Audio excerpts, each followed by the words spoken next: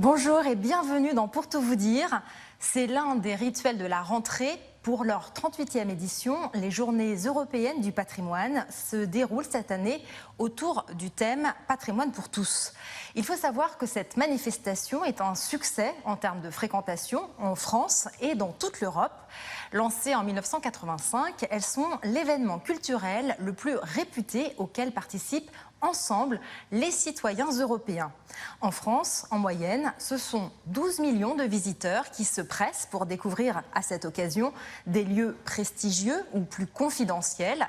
Aujourd'hui, dans Pour tout vous dire, nous allons nous intéresser à ces journées, mais aussi plus globalement au thème du patrimoine culturel, ce que ce terme recouvre et comment il est préservé aujourd'hui. Nous en parlerons avec deux éminents spécialistes, Julien Lacaze, président de l'association Sites et Monuments, et Charles Personnat, directeur de l'Institut national du patrimoine. Et puis, la deuxième partie de l'émission sera consacrée à un sujet très contemporain, celui de la restitution du patrimoine pillé aux pays anciennement colonisés. Zahia Rahmani, responsable du domaine Histoire de l'art mondialisé à l'Institut national d'histoire de l'art, sera avec nous pour évoquer ce sujet. Bonjour à tous les deux, Julien Lacaze, Bonjour. Charles Personnat, et merci d'avoir accepté notre invitation. Julien Lacaze, vous êtes un ex-avocat, docteur en histoire du droit, et vous présidez aujourd'hui la plus ancienne association agissant pour la protection du patrimoine en France, Sites et Monuments. Et Charles Personnat, vous êtes un haut fonctionnaire spécialiste de l'histoire byzantine. Et vous avez pris depuis 2019 la tête de l'Institut national du patrimoine, qui est un établissement d'enseignement supérieur qui assure la formation des conservateurs du patrimoine, de l'État et des collectivités territoriales, ainsi que des restaurateurs du patrimoine. Je pense qu'on en parlera plus tard dans l'émission. Alors pour commencer, on pourrait revenir sur une définition de ce qu'on appelle le patrimoine aujourd'hui. Quel processus permet de définir ce qui appartient ou non au patrimoine? Peut-être Julien Lacaze pour commencer. Bon. Donc effectivement, c'est un processus de classement. Alors dans le terme classement, à l'origine, quand cette idée a été inventée sous Louis-Philippe, avec la grande époque de Mérimée, il y avait une idée de hiérarchisation. Il y avait des classes en fait dans les... Prosper Mérimée, qui est le grand littérateur qu'on connaît, et qui était un inspecteur général des monuments historiques et qui faisait des tournées comme ça dans toute la France pour essayer d'aller identifier justement ce patrimoine qui était en train de naître en fait sous nos yeux. Et donc effectivement, il y a cette idée de hiérarchisation qu'on retrouve aujourd'hui dans les deux niveaux de protection, qui sont le classement et l'inscription. Quelle est la différence ? Alors, la différence, c'est une différence de degré en fait, de protection qui n'est pas forcément toujours très cohérent. Il pourrait y avoir des biens effectivement qui sont inscrits, qui mériteraient un classement. L'État est en train d'essayer de revoir certaines de ces protections. Quel est le plus haut niveau ? Alors, c'est le classement et l'inscription est en dessous. En dessous, d'accord, qu'on comprenne bien. Ce qui est très important, c'est de comprendre qu'à l'origine, il n'y avait pas de loi de protection du patrimoine. Et donc, l'État s'est servi de la tutelle qu'il avait en fait sur les collectivités, c'est-à-dire sur les communes, les hospices, sont des collectivités en fait subordonnées à lui, et que par des circulaires, on a réussi à demander justement aux communes de conserver par exemple leurs églises, puisqu'elles sont propriétaires des églises, les hôtels de ville, les hospices, et donc ça a un petit peu formé en fait la structure de notre premier patrimoine, c'est-à-dire que c'était en fait des biens qui étaient comme ça soumis à la tutelle de l'État. Et ensuite, on a fait des lois pour atteindre des biens qui appartenaient à des particuliers, par exemple, qui étaient évidemment hors de cette tutelle de l'État sur les collectivités. Mais on a une trace de ça aujourd'hui dans notre système très centralisé en fait, de protection du patrimoine. Mais cette idée d'avoir l'État qui effectivement se sert d'une tutelle qu'il a sur des collectivités qui lui sont subordonnée, en réalité, elle correspond à quelque chose qui est très vrai, c'est-à-dire que pour protéger le patrimoine, on ne peut pas être juge et partie. Une collectivité, par exemple, qui a la maîtrise de l'urbanisme, il y a des tentatives, il y a des tentations en fait, de faire ça aujourd'hui, ne peut pas en même temps protéger le patrimoine. C'est-à-dire qu'on protège le patrimoine avec une bonne distance. Sélectionner ce qui appartient au patrimoine, c'est aussi une façon d'écrire le récit national, de façonner l'identité. Vous êtes d'accord avec cela, Charles Personnin? Oui, et ce qui était dit à l'instant montre bien comment les choses se sont faites, en fait, progressivement, avec une extension progressive du champ du patrimoine et avec cette distance que l'État gardait sur la protection du patrimoine. Et effectivement, ce que vous dites est vrai, c'est-à-dire que des choix ont été faits. Et ces choix reflètent les idées d'une époque, la vision que chaque époque a du patrimoine, c'est-à-dire de ce qu'elle reçoit des siècles précédents et de ce qu'elle décide de transmettre aux siècles qui vont lui succéder. Voilà, alors vous parlez de transmission, justement. Là, l'actualité, ce sont les journées européennes du patrimoine qui permettent chaque année de célébrer le patrimoine dans toute l'Europe. Cette année, le thème est « Le patrimoine pour tous, ensemble, faisons vivre le patrimoine ». Pourquoi ce choix d'après vous? Est-ce que justement le patrimoine existe lorsque le public vient à sa rencontre? C'est ce qui permet de le transmettre? Julien Lacaze? Oui, c'est une évidence. Effectivement, il faut que le patrimoine soit reçu par le public. On ne protège pas des choses qui n'ont pas de signification pour les gens. Il y a aussi peut-être un petit clin d'œil au loto du patrimoine, qui est une façon justement pour le public de contribuer directement à sa conservation, avec effectivement, on voit une évolution dans les conceptions qui étaient très, très régaliennes, extrêmement étatiques. Et maintenant, on dit, sauvez votre patrimoine vous-même, en quelque sorte, ce qui peut poser question quand on connaît les budgets de l'État, qui ne sont pas très vraiment ambitieux dans ce domaine. Donc effectivement, quelle est la place légitime de la générosité du public dans la conservation du patrimoine? Est-ce qu'on ne pourrait pas faire un petit peu plus au niveau de nos institutions, au niveau de la proportion qu'on consacre au ministère de la Culture justement pour la restauration du patrimoine, et faire le loto du patrimoine, en faire une sorte de cerise sur le gâteau, c'est-à-dire ce qu'on n'aurait pas espéré faire. Et là, peut-être que le loto du patrimoine, il prend un peu sur des choses qui devraient être assumées. Vous pouvez peut-être nous expliquer un peu plus en détail ce que c'est que le loto du patrimoine, qui a été, je crois, mis en place il y a deux ans à peu près, en 2019? Oui, c'est un loto où les gens qui participent à ce loto participent de ce fait à la restauration d'un certain nombre de sites qui ont été présélectionnés partout en France. En achetant des tickets de loterie. Et c'est vrai que c'est un surcroît. C'est-à-dire que ça ne doit pas venir pour remplacer ce que légitimement l'État, les collectivités territoriales, les propriétaires privés aussi font pour préserver ce patrimoine. Ça doit être cette cerise sur le gâteau, ça doit être ce surcroît qui permet à certaines choses qui n'étaient pas possibles de se faire d'être faites. Alors la notion de patrimoine, elle a beaucoup évolué, notamment au XXe siècle, avec l'idée que la création du temps présent pouvait s'inscrire dans cette notion. Et puis, on a ajouté aussi les concepts de patrimoine immatériel ou encore de patrimoine naturel. Quelle place ont tous ces différents types de patrimoine dans le patrimoine contemporain, Julien Lacaze? Il y a un véritable enjeu parce que le patrimoine du XXe siècle, en fait, est en train de disparaître sous nos yeux.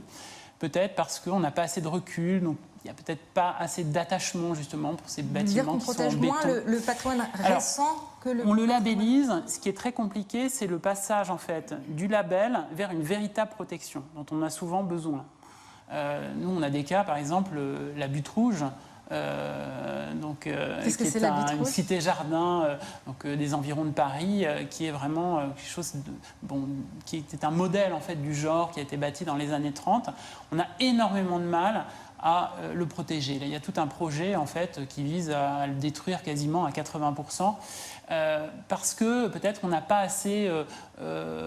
c'est plus difficile de communiquer sur ces bâtiments-là. Et ça, c'est vraiment un enjeu très particulier. Et en tous les cas, le patrimoine de demain, il faut le protéger aujourd'hui. Sinon, après, c'est trop tard. Exactement. Alors justement, à ce sujet, nous allons vous emmener maintenant dans l'un des bâtiments emblématique de Paris, le magasin du Printemps Haussmann, pour un voyage au cœur de ce grand magasin et de ses transformations depuis plus de 150 ans. C'est l'un des plus célèbres grands magasins de la capitale française et l'un des plus anciens. Si qui, Parisiens et touristes, ont l'habitude de s'y rendre pour leurs achats, c'est aussi un lieu à l'architecture remarquable qui raconte un peu de l'histoire de Paris. Construit il y a 155 ans, avec un luxe inouï pour l'époque, le Printemps Haussmann est à ce jour le seul bâtiment commercial parisien inscrit au titre des monuments historiques. Alors ici, on est devant la façade historique du magasin qui date de 1882. Et en fait, il y a deux innovations remarquables dans cette façade. D'une part, c'est l'architecture métallique qui permet ces grands vitrages qui font pénétrer à profusion la lumière à l'intérieur. Et on est en 1882, donc plus de 6 ans avant la Tour Eiffel. Et c'est une vraie révolution d'avoir une façade métallique comme ça, en pleine rue dans Paris. Et la deuxième révolution, c'est qu'on a ici la toute première architecture publicitaire. Regardez, il y a écrit Printemps, 1, 2, 3, 4, 5 fois sur cette façade principale, avec des mosaïques qui brillent au soleil et qui sont comme les néons finalement de l'époque. La visite se poursuit dans les sous-sols. On peut y observer le mécanisme sur rail des grilles monumentales, restaurées puis remises en service en 2020. Et les souterrains, où s'activent artisans et techniciens, un dédale de couloirs qui passe sous les rues de Paris et communique avec les différentes parties du magasin. Les plus grands architectes ont travaillé sur ces bâtiments entre le style éclectique du Second Empire, l'Art Nouveau, l'Art déco et des créations plus contemporaines dans les 10-15 dernières années. Les mosaïques de l'entrée et l'escalier au motif de vaguelettes évoquent l'Art déco, puis les escaliers flottants nous mènent au 6e et dernier étage, à la rotonde de la Présidence, qui n'ouvre d'ordinaire ses portes qu'à quelques VIP triés sur le volet. Enfin, le clou du spectacle, la somptueuse coupole Wibo aux éblouissants vitraux de 16 mètres de hauteur et 20 en largeur. À l'origine, cette verrière polychrome était visible du rez-de-chaussée, 50 mètres de vide, coiffée par ce ciel fleuri de verre. Ça permet d'avoir une expérience un peu différente du grand magasin, de découvrir ses secrets, sa valeur patrimoniale, de créer de nouvelles émotions chez nos clients en découvrant des lieux qu'ils ont soit jamais vus, soit vont découvrir autrement. Au cours de ses 5 participations aux Journées européennes du patrimoine, le Printemps Haussmann a déjà accueilli de nombreux visiteurs, jusqu'à 1500 pour l'édition 2018. Cette année, avec la crise sanitaire, 500 curieux sont attendus pour une plongée dans ce symbole du Paris du 19e siècle et ses métamorphoses jusqu'à aujourd'hui. Alors on l'a vu, hein, les Français sont attachés au patrimoine et en tout cas participent massivement aux Journées du patrimoine. Je crois que c'est 12 millions en moyenne, en dehors de la crise sanitaire bien sûr, de participants. Ils ont aussi manifesté beaucoup d'émoi lorsque la cathédrale Notre-Dame de Paris a pris feu. C'était en avril 2019. Où en sont aujourd'hui les travaux de rénovation, Charles Personnat ? Écoutez, ce que l'on sait, parce que j'en sais pas beaucoup plus que tout le monde, mais c'est que voilà, les travaux de restauration proprement dit ont commencé après les travaux de consolidation et puis d'évacuation de l'ensemble des débris. Et donc les équipes se relaient presque, j'allais dire jour et nuit, c'est un peu fort, mais enfin les équipes sont très, très mobilisées et avancent à un rythme soutenu en gardant à l'esprit cet objectif d'une première messe à Notre-Dame en 2024. Voilà, donc c'est très bientôt. C'est un événement tragique, mais c'est un événement qui a aussi permis de révéler la fragilité de justement notre patrimoine et la nécessité d'en prendre soin. Il y a un plan cathédral qui a été mis en place pour justement contribuer à entretenir ces bâtiments. Mais à côté de ces monuments stars, je pense notamment aux cathédrales classées, d'autres monuments mériterait et nécessiterait davantage de financement pour être entretenu correctement. On est dans une situation contrastée. Est-ce que vous pourriez nous en dire quelques mots, Julien Oui, Lacaze ? Situation très contrastée, c'est vraiment le terme. Il y a 45 000 environ monuments classés et inscrits en France. Et effectivement, les touristes ne se rendent en masse que dans certains d'entre eux, alors qu'il y a des trésors, notamment à la campagne. Et nous, voilà, on essaie de sensibiliser les pouvoirs publics sur aussi le contenu de certains de ces monuments historiques. Les églises c'est probablement le premier musée de France en termes de nombre d'œuvres, parfois de qualité des œuvres qui s'y trouvent. Les demeures historiques aussi sont souvent de véritables musées. Et pourtant, tout ça s'étiole. Il n'y a pas forcément de restauration comme on les ferait dans un musée. Il n'y a pas forcément de mise en valeur des œuvres dans les églises. Les collections des grandes demeures historiques ont tendance à être vendues aux enchères, à être dispersées. Et là, donc on perd effectivement cette attractivité touristique fine. Et nous, on milite vraiment pour le maintien de trésors à la campagne, pour inviter nos amis touristes à approfondir, à venir vraiment dans le pays et de ne pas se concentrer seulement sur quelques monuments phares. Alors, vous l'avez abordé, ça coûte très cher d'entretenir ce patrimoine, surtout si on va jusqu'à chercher les petites églises locales. On a parlé tout à l'heure du loto du patrimoine, mais combien coûte globalement l'entretien du patrimoine et comment est-ce que c'est financé? C'est difficile à dire, de répondre précisément à votre question. Ce que l'on peut dire, c'est ce que fait l'État à peu près chaque année, c'est-à-dire environ 400 millions d'euros là sont les chiffres de l'année dernière, 400 millions d'euros qui sont dévolus à l'entretien et à la restauration du patrimoine. On est dans un contexte très particulier parce que vous savez que le patrimoine fait partie du plan de relance et donc 600 millions à peu près d'euros vont être dépensés au titre du plan de relance pour le patrimoine français. Les collectivités territoriales font évidemment un effort très conséquent, les propriétaires privés également, et tout ça effectivement face à des besoins qui sont considérables. Et comme cela a été rappelé, et je crois que c'est vraiment un point très important, ce patrimoine est sur l'ensemble du territoire. Et l'intérêt pour ce patrimoine concerne tout le monde en France. Et on le voit, il y a une vivification de certaines parties de notre territoire, certaines collectivités qui s'emparent de ces sujets véritablement, et l'on voit qu'à travers le patrimoine, véritablement, ils arrivent à faire vivre leur commune, leur département, leur région. Donc il y a vraiment une question aussi de volonté, d'attachement, de faire de ces éléments de patrimoine des points clés du développement d'un territoire. Ça, je crois que c'est vraiment très important. Donc il y a un effort conséquent, mais on le voit avec l'incendie de Notre-Dame. L'incendie de Notre-Dame reflète malgré tout une insuffisance de financement et d'attention. Et donc je crois que c'est vraiment un signal d'alarme, si je puis dire, parce que c'est bien plus grave que ça. Et ça doit nous encourager tous à considérer cela comme étant de notre responsabilité première, que de pouvoir transmettre aux générations futures ce patrimoine, qu'il s'agisse des grandes cathédrales, pour lesquelles un effort, vous l'avez rappelé, a été fait, mais qu'il s'agisse aussi du petit patrimoine. Alors, pour protéger le patrimoine, il faut évidemment des moyens financiers, mais il faut aussi des savoir-faire. L'INP, l'Institut national du patrimoine, que vous dirigez, Charles Personnat, forme des conservateurs, mais aussi des restaurateurs. Est-ce que vous pourriez nous parler un tout petit peu de ces métiers qu'on connaît finalement assez peu ? Les conservateurs, ce sont eux qui vont être en charge des collections des musées, des fonds d'archives, des monuments historiques, des sites archéologiques, pour l'État ou pour les collectivités territoriales.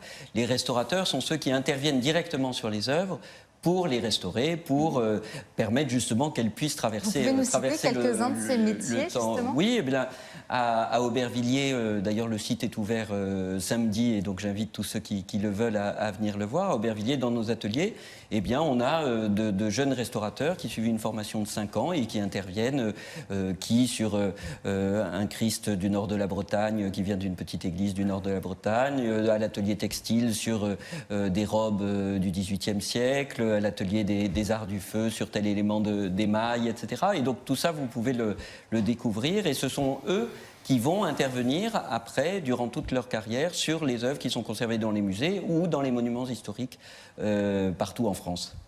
Et pour finir, une dernière question. On va parler de protection, mais dans un sens plus large, parce qu'aujourd'hui, pour protéger, il faut penser à l'environnement. Les conséquences des dérèglements climatiques sont un des nouveaux défis à affronter pour la préservation du patrimoine et de beaucoup d'autres choses d'ailleurs. Est-ce que vous pourriez revenir justement sur ces questions, peut-être Julien Lacaze, pour terminer, sur ce défi ? Oui, alors c'est un défi. Donc effectivement, la montée des eaux peut menacer un certain nombre de patrimoines, les incendies aussi. Mais ce qui peut aussi menacer le patrimoine, ce sont des normes qui, paradoxalement, pour lutter contre le réchauffement climatique, peuvent porter atteinte au patrimoine. D'une façon assez curieuse, parce que on pourrait faire les choses bien. 2 exemples, les éoliennes, qui en France ne contribuent pas nécessairement à la lutte contre le réchauffement climatique, puisqu'on a déjà une électricité qui est décarbonée grâce au nucléaire. Et puis, toutes les mesures qui visent à isoler le bâti, y compris le bâti ancien, qui peuvent être dramatiques, avec des isolations par l'extérieur, des menuiseries. Nous, on le voit, des portes. Une porte, c'est l'âme d'une maison, hein, des portes du XVIIIe siècle qui partent à la benne, qu'on retrouve à vendre sur le Bon Coin. Qui sont remplacées par du plastique. Qui sont remplacées par du plastique. Donc ça, est-ce vraiment écologique, même si c'est plus étanche? Des décors intérieurs qui disparaissent sous du placo-plâtre parce qu'il faut isoler aussi par l'intérieur. Donc là, il y a une menace qui est vraiment une lame de fond pour le patrimoine bâti. Difficile de concilier la préservation de l'environnement et celle du patrimoine. C'est possible, mais il ne faut pas avoir une vision massifiée en fait, des choses. Il faut faire du sur-mesure. Merci à tous les deux. Pour poursuivre cette conversation, nous allons aborder un autre sujet très contemporain, celui de la restitution du patrimoine culturel aux pays anciennement colonisés. Zahia Rahmani va nous rejoindre pour nous en parler. Bonjour Zahia Rahmani. Bonjour. Et merci d'être avec nous. Vous êtes écrivaine et historienne d'art de formation, responsable à l'INHA du domaine Histoire de l'art mondialisé. Alors, la question de la restitution fait débat dans tous les pays anciennement colonisateurs européens et bien sûr en France. C'est une problématique qui s'inscrit dans le débat postcolonial, mais aussi dans un contexte de boom de création des musées à travers le monde. Est-ce que vous pourriez recontextualiser un petit peu tout ça pour commencer et puis nous expliquer comment la question a émergé ? Alors en fait, c'est une vieille question. Elle peut concerner aussi, aujourd'hui, on a un monde qui serait le monde européen et on pense que les choses sont totalement stabilisées. Mais ça s'est joué de par le passé, à l'intérieur même de communautés européennes, le fait de rendre ou prendre. Napoléon, par exemple, il a aussi pris un certain nombre de choses à des communautés européennes. Alors une fois que les choses sont posées, moi, d'un point de vue strictement moral, éthique et personnel, je suis, par principe, pour les restitutions. Mais la question des spoliations, elle devrait se penser de plusieurs manières. Là, on parle d'objets dont on pense que des communautés données en Afrique ont eu un continuum culturel. Il est évident que pour tout le monde, ces objets relèvent de pratiques culturelles et cultuelles ou sociales appartenant à des communautés données. On sait, concernant ces objets, qu'il est évident, facile, aisé de les mettre en lien avec des groupes humains, comme participants de leur histoire. La vraie question est de savoir, et c'est ça qui est passionnant, parce que derrière les objets et la question de la restitution, il y a la manière dont on écrit l'histoire.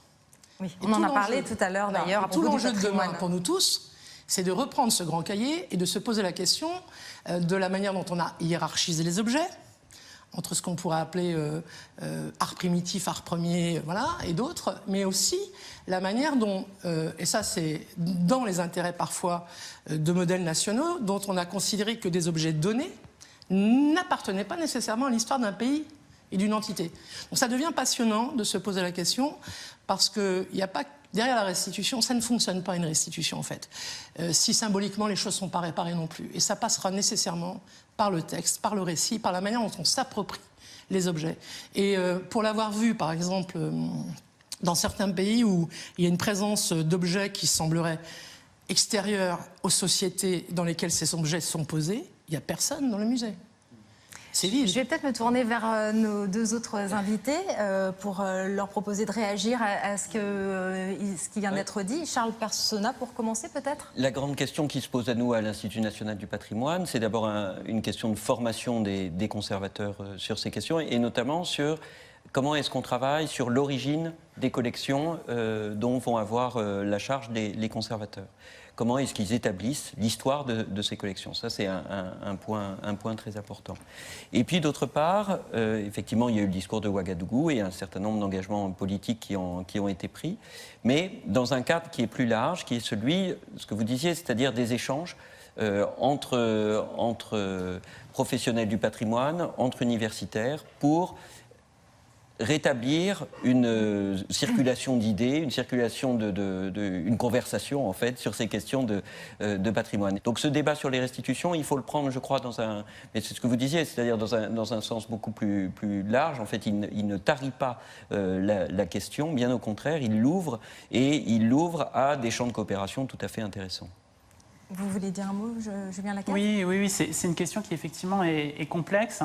Et qui bat quand même en brèche un principe de notre droit qui est celui de l'inaliénabilité des collections, qui est un très vieux principe. C'est une loi fondamentale du royaume qui a été créée sous François Ier et qui faisait que les rois n'avaient pas le droit de se dessaisir des biens de la couronne. François Ier n'aurait pas pu vendre la Joconde. Alors, vous voyez, pourtant c'est une œuvre italienne qui a été intégrée au patrimoine français.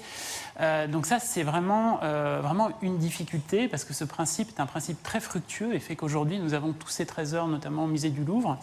D'un autre côté, nous croyons vraiment au contexte pour les œuvres. C'est-à-dire que certaines œuvres ont besoin d'être dans un certain environnement pour révéler tout leur sens, en fait. Et elles peuvent avoir une importance symbolique, en fait, pour certains pays. On ne peut pas priver un peuple de biens qui le définissent fondamentalement. Moi, je pense à une solution que je trouve très fructueuse, qui est celle qu'a adopté le musée Getty en déposant le bureau de Louis XVI au Petit Trianon. Le musée Getty? Le musée Getty donc de Malibu, qui est près de Los Angeles, un très grand musée américain. Et ce bureau, effectivement, avait été conçu pour une pièce du Petit Trianon, en harmonie avec un décor. Et ce bureau a été déposé par le musée Getty au musée de Versailles et de Trianon. Donc on sait, il reste la propriété de ce musée, il porte la trace de ce grand collectionneur qui était Paul Getty, qui a compris l'importance en fait du mobilier avant beaucoup d'autres musées. Donc il porte la trace vraiment de l'empreinte de ce collectionneur, et en même temps il est revenu dans son contexte. Mais il ne nous appartient pas. Voilà. Donc là il y a peut-être une piste effectivement à explorer pour essayer de concilier cet aspect d'inaliénabilité et en même temps de retour des œuvres dans leur contexte. J'ajoute quand même que ces spoliations, il ne faut pas parler que de ça. Le marché a fait énormément de dégâts. Il y a des œuvres qui sont sorties légalement, y compris de notre propre pays, et que l'on regrette aujourd'hui infiniment.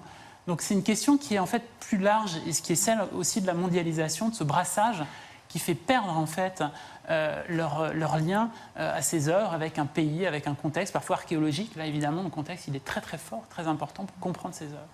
Voilà. Si je comprends bien, il faudrait regarder les choses au cas par cas. Et du cas par cas, mais voilà. Petit clin d'œil à Léonard de Vinci, il est venu avec la Joconde dans sa valise. C'est pas. Oui, il y a d'autres œuvres qui étaient. Là, il est venu avec. Non, mais il y a un enjeu, par contre, pour les jeunes générations. Il est clair que la discipline qui concourt à la connaissance de ces objets, pour aller vite, on la nomme histoire de l'art. Il s'avère qu'on voit de plus en plus de par le monde des instances qui se mettent en place pour que soit pensée, réfléchie l'histoire de ces objets, leur fonction dans le territoire donné. Mais la question de leur préservation, là où elle est passionnante, c'est qu'elle pose aussi des enjeux politiques.